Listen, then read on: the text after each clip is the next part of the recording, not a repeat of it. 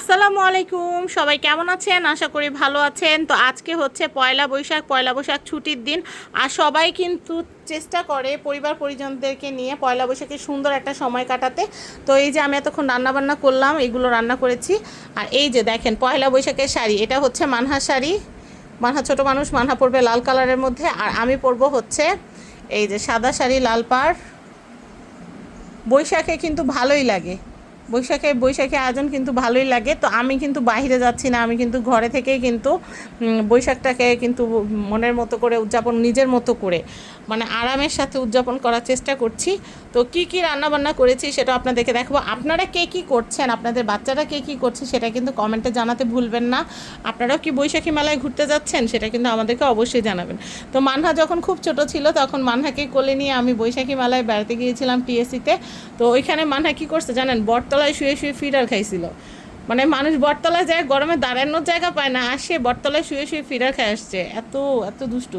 তো যাই হোক, মানহা এরকমই, যেখানে যায় সেখানে শুয়ে শুয়ে ফিডার খাইতো। তো এখন তো মানহা বড় হয়ে গেছে, মানহার ফিডার খাওয়ার সময় নেই এখন আর। তো মানহা যেহেতু সামনে পরীক্ষা, তাই মানহারে বললাম যে মানহা বই মেলা যাবা কিনা।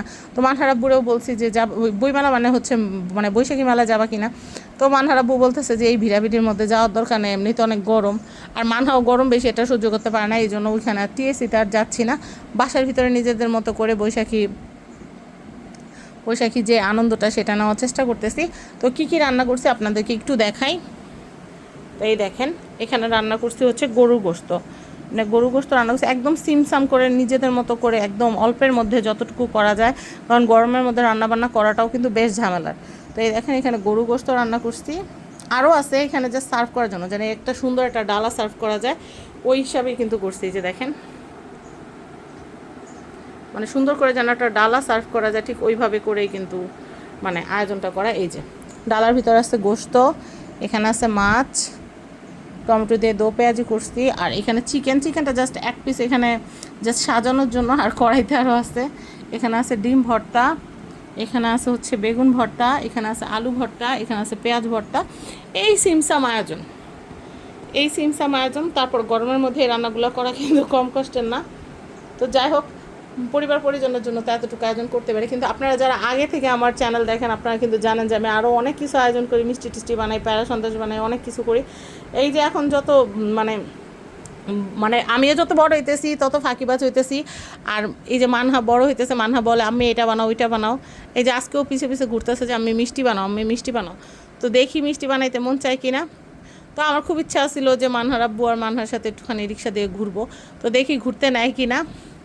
যদিও শাড়ি পরে ঘুরতে যাব না, বাসায় হয়তো শাড়ি পরে টিং করতে পারি মানহার আমি, কিন্তু বাইরে শাড়ি পরে যাওয়া হবে না।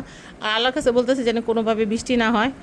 আর সবাই যে আয়োজন, মানে সবাই কিন্তু সবার যার যার বাসায় সামর্থ্য অনুযায়ী আয়োজন করতেছে। আপনারা কী করতেছেন সেটা কিন্তু অবশ্যই জানাবেন। আর আমার আয়োজনটা তো আপনাদেরকে দেখিয়ে দিলাম, তো আপনাদের কাছে কেমন লেগেছে সেটা কিন্তু জানাবেন। আর এই যে শাড়িগুলো দেখালাম, শাড়িগুলো কেমন হয়েছে শাড়িগুলো কিন্তু জানাবেন। আমার কাছে শাড়ি দেখলে ভীষণ ভালো লাগে, আমার শাড়ি পরতে অনেক ভালো লাগে।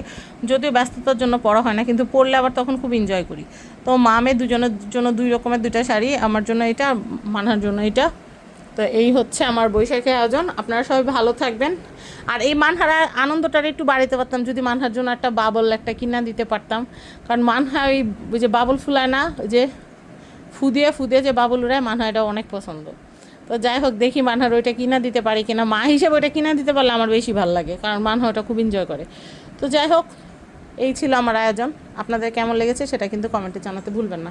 সবাই ভালো থাকবেন। আজকের মতো বিদায় নিচ্ছি। আল্লাহ হাফিজ। আসসালামু আলাইকুম।